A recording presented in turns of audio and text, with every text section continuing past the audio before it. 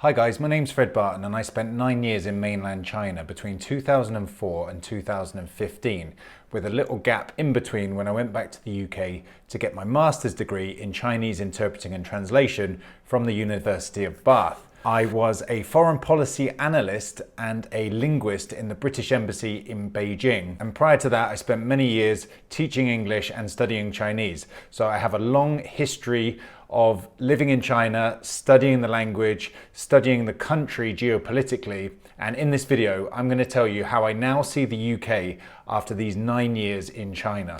One of the first things I noticed when I went back to the UK from China, having been in Beijing for 3 years in my last period in China, was how green and unpopulated the UK seemed to be. Coming into Heathrow, you fly over a lot of rural farmland, and my family, who I was visiting, also live out in the countryside. And although in the UK we have these pockets of dense population like London, Manchester, Liverpool, Birmingham, it feels like the country is quite unpopulated. It feels like there's a lot of green rural farmland. It also felt very clean and fresh and relatively unpolluted in comparison to Beijing, where there was a lot of sandstorms and very heavy pollution, which would sometimes linger over the city for days and days at a time. And there was one particular storm where the pollution was hanging in the air for so long, and myself and people around me were all getting headaches from the actual amount of PM 2.5 pollution which is in the air, which is the very, very fine particles which can actually permeate some of the membranes in the body. The second way that I see the UK in comparison to China after my time there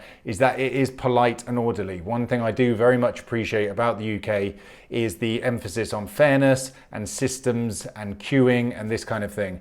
In China, it was very common, whether in the hospital, whether driving in a taxi, or wherever you may be, for people just to try and jump in the queue to try and overtake and squeeze in, and it just creates a lot of chaos. So coming back to the UK from China, I really appreciated the emphasis on orderliness, politeness, and good queuing as well.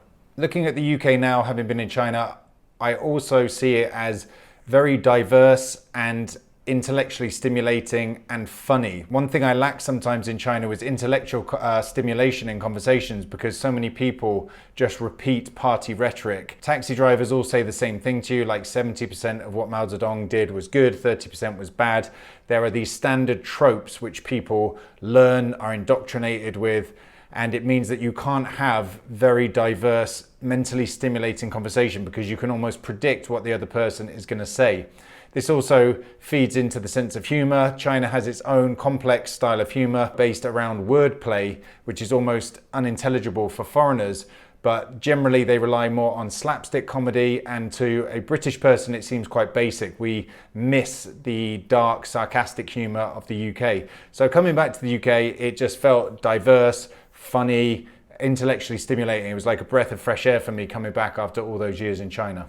Some of the more negative ways that I see the UK after being in China for so long are, I see it as very dilapidated and backwards in terms of its infrastructure and public transport. These things are almost famously woeful in the UK now. I was shocked at how run down London looked when I went there recently. It seems very rough and dirty. And one thing that you can really appreciate about China, whether you're in Guangzhou, whether you're in Shanghai, Beijing, the airports, the public transport, it's all immaculate, it's all new, it's very efficient.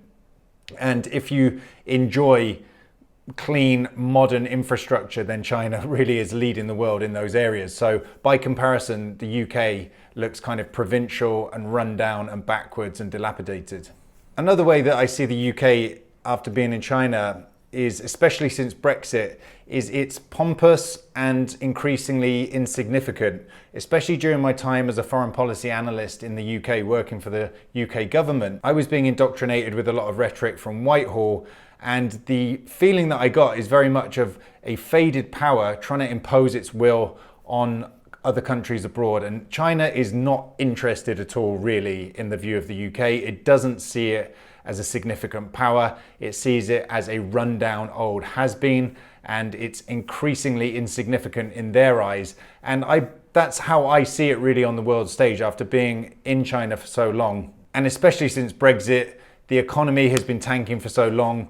We look politically unstable and chaotic. And whereas before people would be deferential when you said that you were from England, more recently people would say, oh yeah, England's a bit of a mess, isn't it? All the political turmoil we've had, the constant turnover of prime ministers. So people are very aware of this in China and East Asia. And the UK has become a bit of a laughingstock for its political instability and its increasing isolation and obsolescence since Brexit. The final view that I have on the UK since being in China for so long is that it is just boring and not very lively in terms of entertainment and food. In China, you can go out in cities almost any time of the day or night and have a huge meal, have great fun, go to KTV. There's a lot of activity. There's a lot of sense of vibrancy and stuff in the cities. Whereas in the UK, especially recently, with all the closures of the pubs and the high street stores, a lot of UK towns look like ghost towns. Whereas in China, there's always a lot of fun to be had. And there's a real energy on the streets with a lot of people thronging around. And I always appreciated that. I'm someone who's extroverted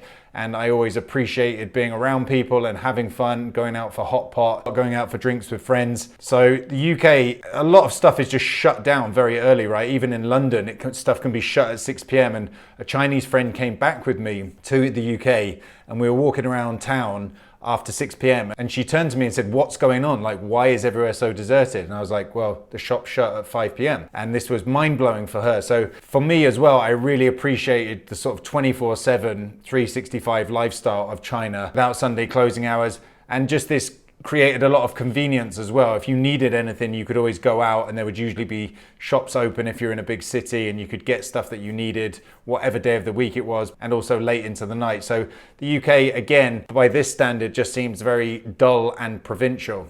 So those are 8 ways that I now view the UK, both good and bad, after those 9 years in China. If you haven't been, you should definitely go to China at some point to check it out. It's a incredible place to experience. It's like a whole world in itself. I'll be making more videos soon on my experience in China, so stay tuned to the channel to check them out.